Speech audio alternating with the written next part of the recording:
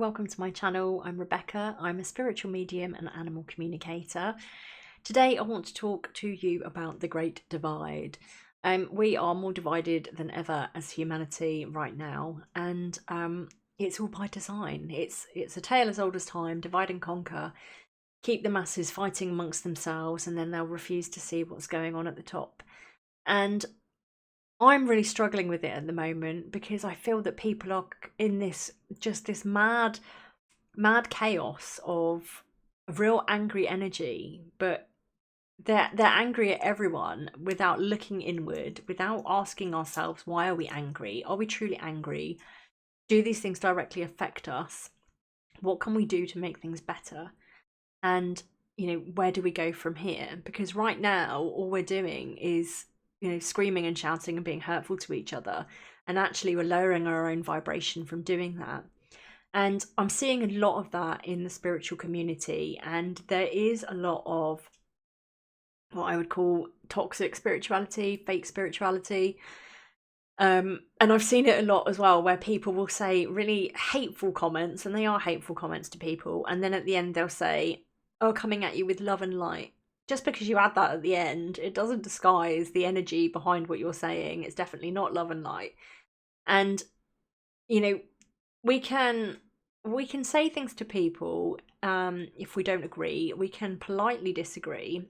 If I learned a really valuable thing from one of my friends a few years ago, and she had said to me, always reflect before you react. And I think this is really important because there's so much of this right now, and especially with social media, it's become so easy to just fire and forget. You just type in a comment, hit send, walk away, carry on about your day with absolutely no regard at all for how that comment lands, who sees it, where it goes, what happens, and how it makes people feel. And the problem with that as well is, it's a bit like when you send a text to someone, but at least they have the opportunity to speak to you.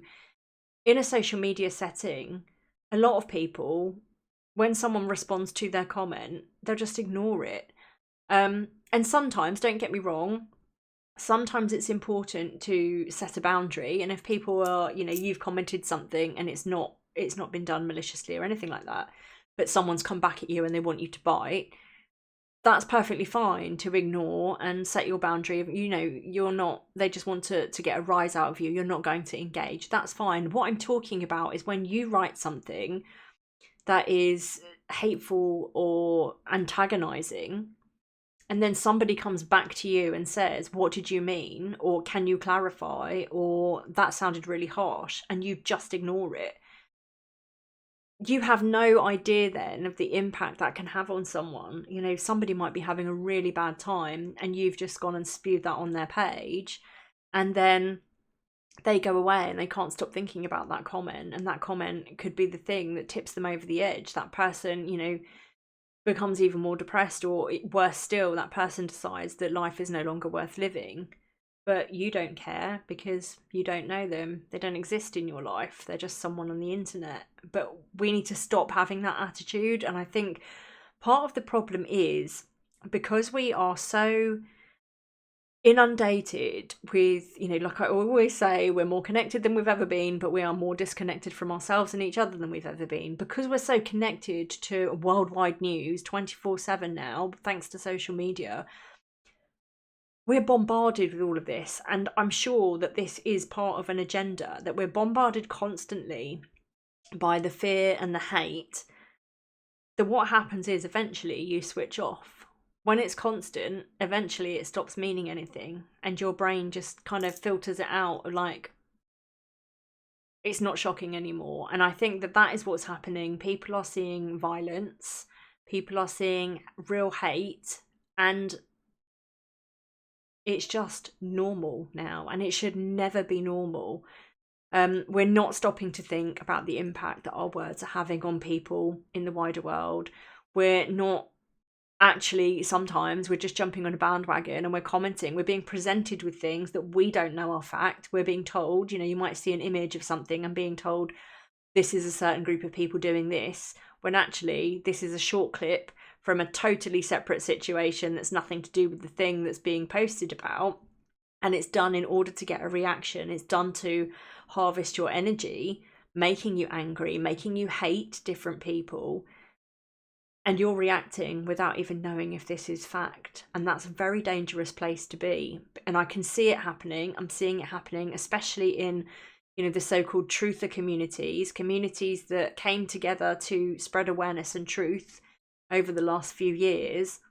They now seem to have lost all reasoning skills, and in some cases they're not even researching. They're just firing and forgetting posts rather than checking, is this authentic? Where did it come from? Who originally posted it? What are the facts around this situation? They're not. And all that's doing is meaning that people that follow them, that believe them, and have, invested their trust into them, are thinking, well, they were accurate previously. Oh my goodness, this must be true now. We have to question everything. We live in a time where we can no longer trust what we're being fed in media. We live in a time where the only person we can trust is ourselves, which is why it's so important to connect back to ourselves and to use our intuition and our discernment, because there are many agendas at play. There are people out there that want to boost their follower count, so they will post, clickbait headlines to get you to follow them and be interested. One of my real pet peeves that you will see on social media is, oh my goodness, I've got some shocking news about this celebrity, shocking news about this person. I'll be revealing it in 2 days. Follow me for more.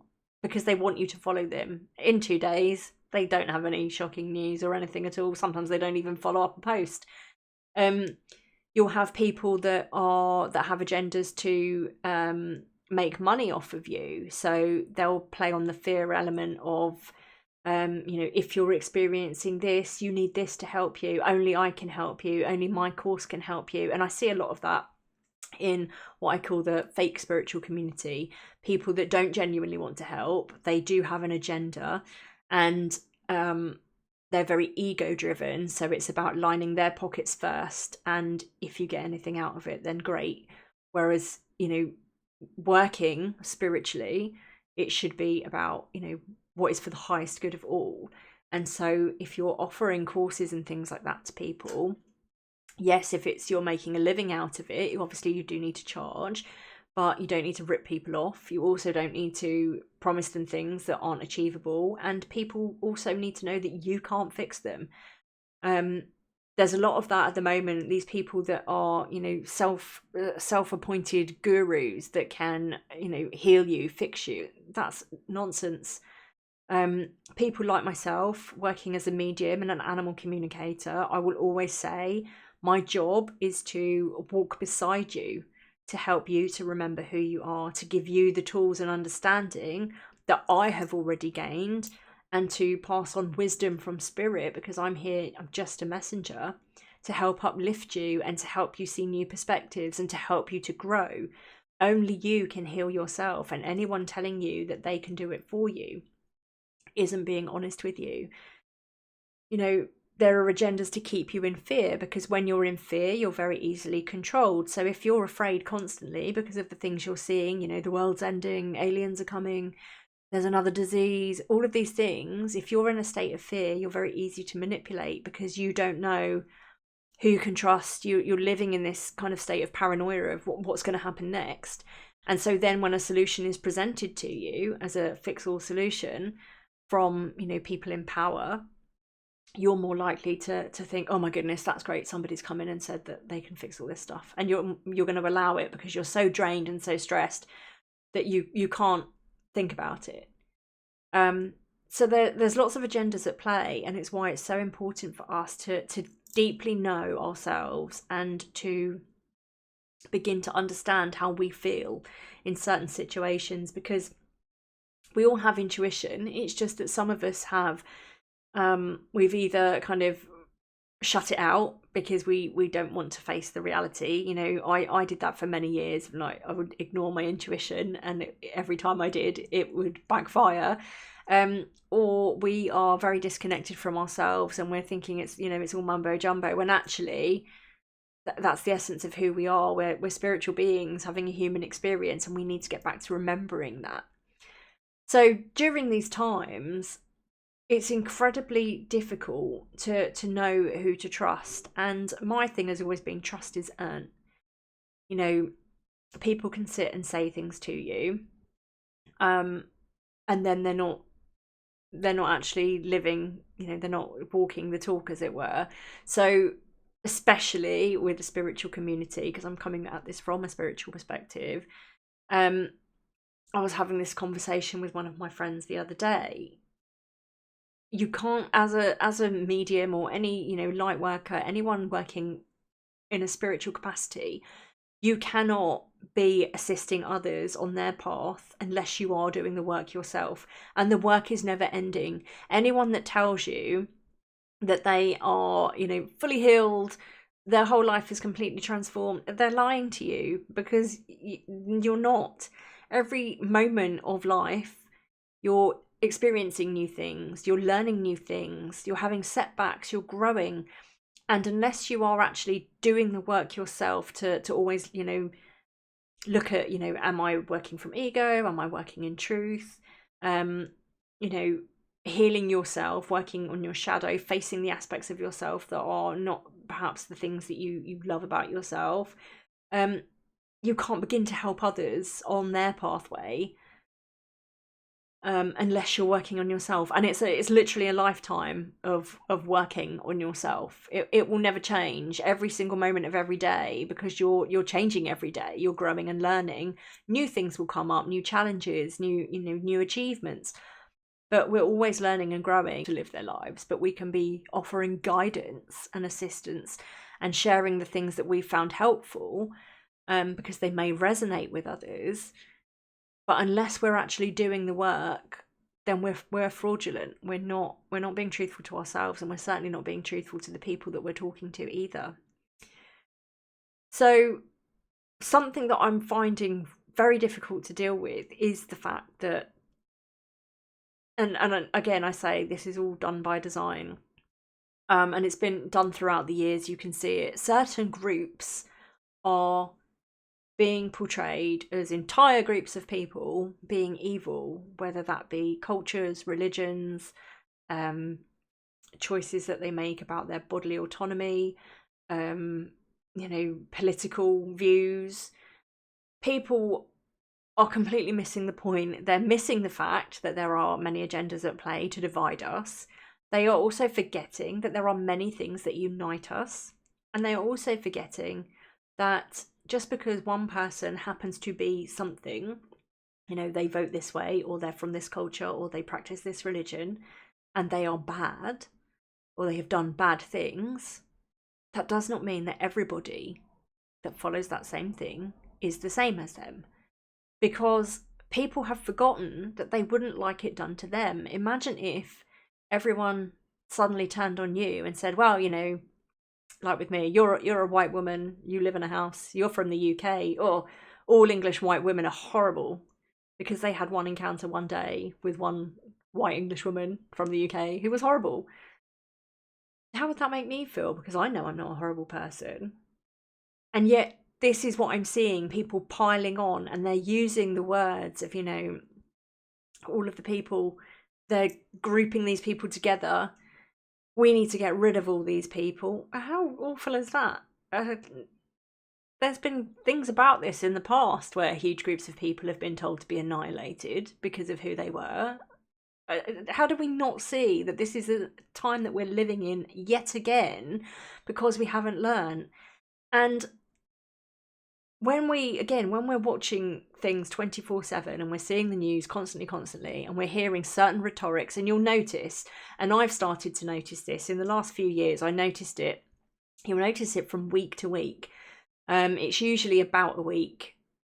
Every single place, every mainstream place will pick up on a certain thing, and they will run with it, and it will be all that you will hear. And it's to create, it is energy harvesting. It's to create divide, and to create certain opinions to be formed against certain groups, certain beliefs, certain people.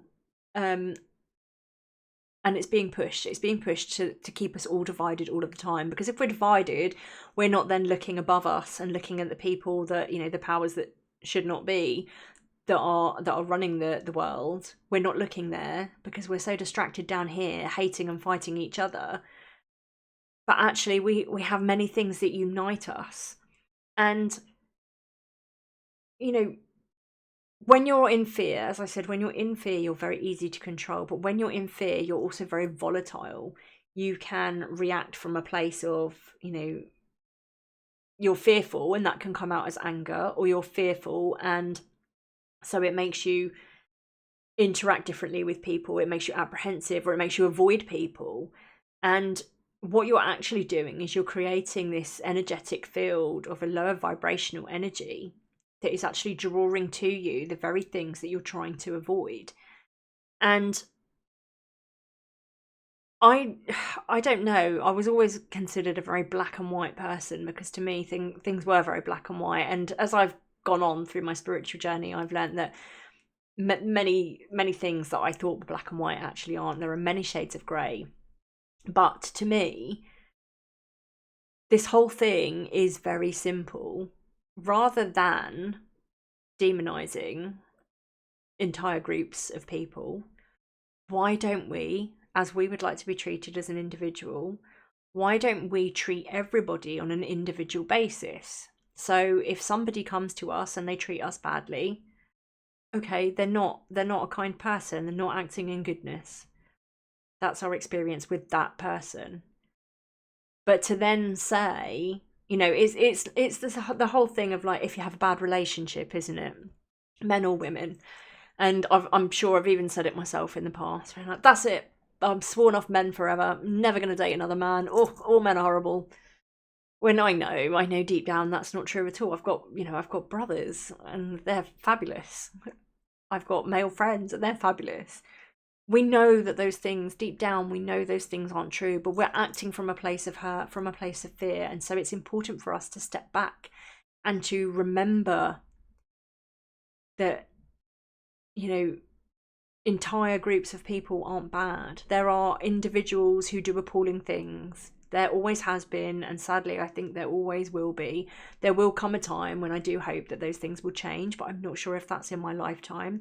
However, remember that because of the agendas at play and the fact that everyone is, they want you to be divided all of the time, the things that you keep seeing are going to be the terrible things. This person did this, another person who's similar to that person did this as well. Let's keep focusing on all the bad things. When actually, what about people from those groups who do amazing things and charity work, and those people who are kind, and those people who just want to live life and get along just like the rest of us? Those people exist and they're out there. It's just that you're not being shown them.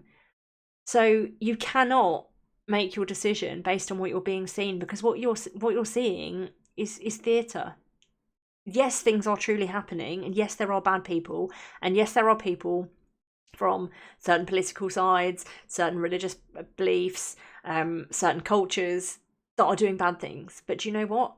That exists everywhere in the world. But there are also people from all of those things that are doing amazing things, that are kind and loving and want the best for everybody, and are just trying to get along and to live life. So let's stop. Take a break from social media, because I had it last week. I just got so fed up with it. And remember as well, the algorithm loves it. The minute you click on something to look at, it will send you more of those things. It's not that more of those things are happening in the world. And also remember, there are a lot of fake things being put out there just to get a reaction, like I said at the start. There are also a lot of bot accounts that will put comments onto things to stir up hate and trouble. There are also people that love just, throwing a match and watching everything burn around them. They take enjoyment from creating fear and divide, and to them it is a bit of fun. Go back into your heart and think, am I a bad person? Think about the things that you believe. Think about, if you're religious, think about the culture that you're from. Think about all of those things, and then flip it and think about some of the atrocities that people similar to you have done, and think, am I like that? Would I like it if other people thought because I was this or that, I'm the same? The answer is no. Let's not do that to other people. Let's take people as we find them. Let's give people a chance. And let's remember that more unites us than divides us. And be aware of the things that are going on. Absolutely. You know, we all have a duty to keep ourselves safe, but also be aware that there is a lot that you're not seeing, a lot of goodness in the world that isn't being shown to you 24/7. And just because everything you're seeing right now is bad, it doesn't mean that everything is bad. It's really, really starting to take a toll on people. And I was just really sad. I think last week I counted 4 news stories, just, you know, fairly local to me, of people that have decided that life isn't worth living anymore because of the state of the world. And that is so heartbreaking, because what we're being shown isn't a true representation of the world. And it's just important for you to come back to yourself. As I said, flip it of it as if people were looking at you the way that we're looking at some people online. And remember, only a small percentage of people are truly doing evil things. Most people want to live, they want to have things to look forward to, they want to have families and friends and to live in joy and happiness, and most people aren't going out of their way to cause disruption or harm to others. What we see online isn't an accurate representation of real life. So I urge you to go inward, connect with your intuition, remember who you are, and remember to have compassion and empathy for others, because more unites us than divides us. And until we can come together, those at the top who wish to create divide and hatred running rampant in our societies will continue to win, and none of us will ever live in peace. Thank you for listening to me today. I hope that perhaps this has been a helpful perspective. I'm sending you so much love, and I'll speak to you again in another video. Take care.